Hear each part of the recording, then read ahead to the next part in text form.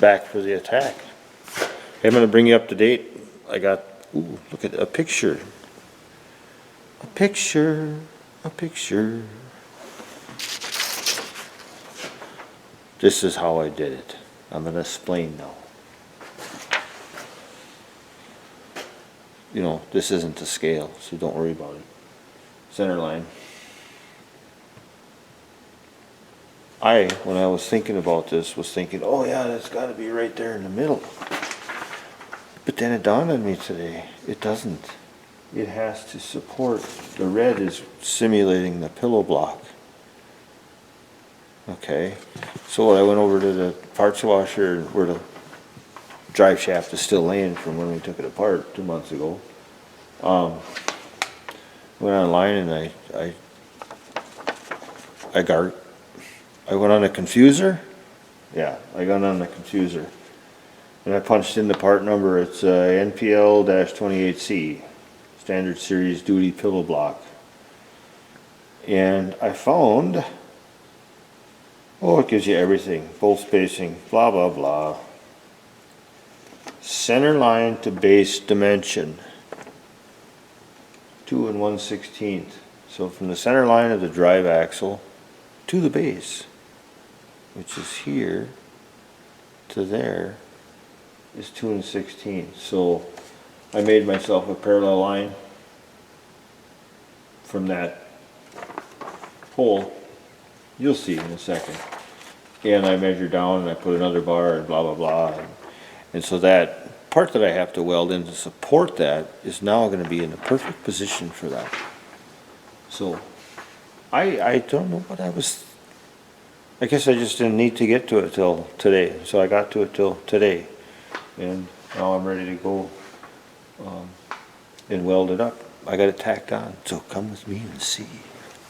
I show you. I show you. And I forgot a flashlight. Well, we'll see what we can see.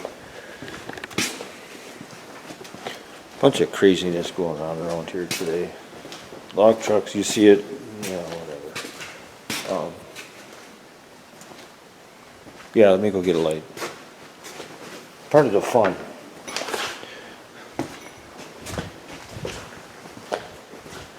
Part of the fun, ain't it?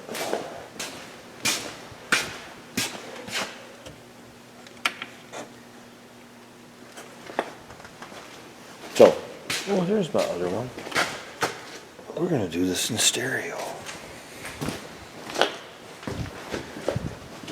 So I took my grain off of here. I come along, long. And here we go.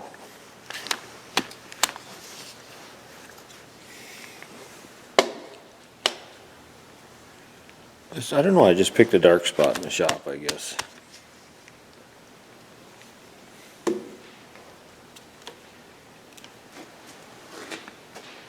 So I got her in there.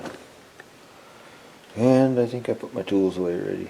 Anyhow, she's level. As you can see, it's tacked on. And it all worked out to be perfect like I was talking about, where I thought it was going to be flush with the top. It is really super close.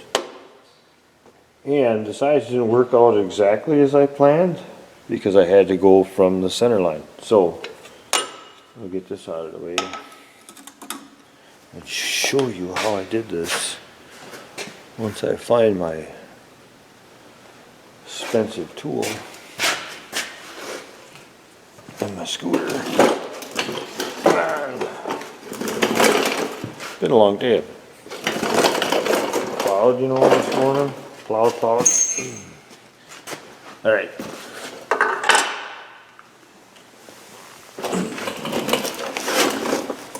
All tacked on there. So if you guys can see. Dun dun dun, dun, dun, dun, dun. There's the U-joint back there. Now, I'll explain something. You see that bisects the hole right here. I laid out both sides of the hole. The hole is an inch and a 1/16 diameter. So I split that. Got my square out and what did I do? I made a line. I don't have any bluing dyes, so I just used some gray spray paint. And then, so this is the actual center line of the sheen.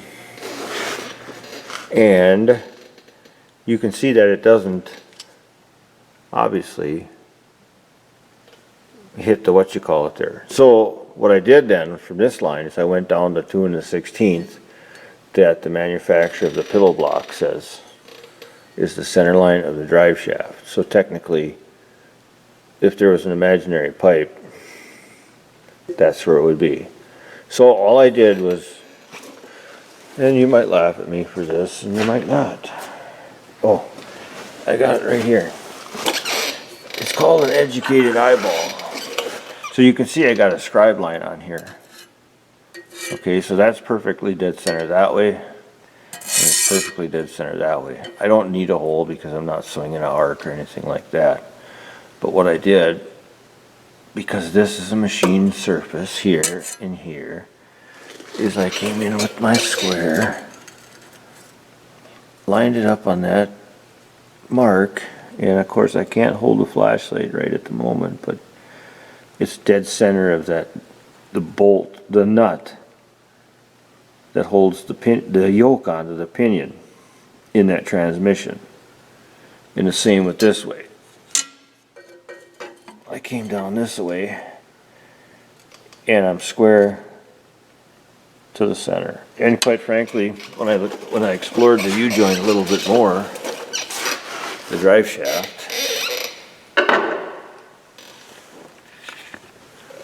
there we are. Right here in this mount, there's a pillow block, and there's a U-joint on this side, and there's one over here. So, by all accounts, we've got enough knuckling going on in there, and I was getting super concerned about it. And there again, I've got so much stuff going on with the rest of the business that I didn't really look at the stuff ahead of time. But once I did, it all made sense. So we're good to go. I took all my crane down from the top, and I'm going to leave these on because when I go to put that plate in, it's going to be flush with the bottom of this one. This one I'll knock off. Then I can actually just put it into this hole. We'll reassemble that stuff and put it in there and just flush it up and we'll be good. So that's how I did it, and it all worked out. Like I said, things just come together when they come together. I just started with a few tacks, little roots, just to hold it on there for now. I don't know where, I guess I got one down there, and that one's going to be fun though. There's quite a gap there to fill, but we'll make it work because that's what I do. I'll do it because I'm good. Well, that's a little conceited, but what the heck. They didn't hire anybody else to do it, I'm doing it. Ah. So, the plate's on.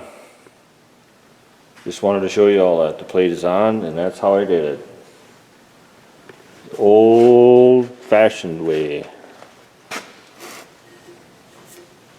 Squares, scribe lines, nice sharp lines. Transfer the line through. I know somebody had talked about using a laser at one time. Well, I can just about guarantee you if I put, yeah, I could have, but I don't have one. So you got to use what you got. And another thing, I don't know where, I know where I got this years ago. It's a 2-foot rule. And it's a Starrett. I paid some good money for this stuff and I still keep it around, and it's kind of hidden away in my restricted area there. And another thing is, I don't care if you buy the cheaper stuff. Another thing that's really handy is a centering head for fabricating. So okay, I'm going to shut my lights off and head for home. See you, bye.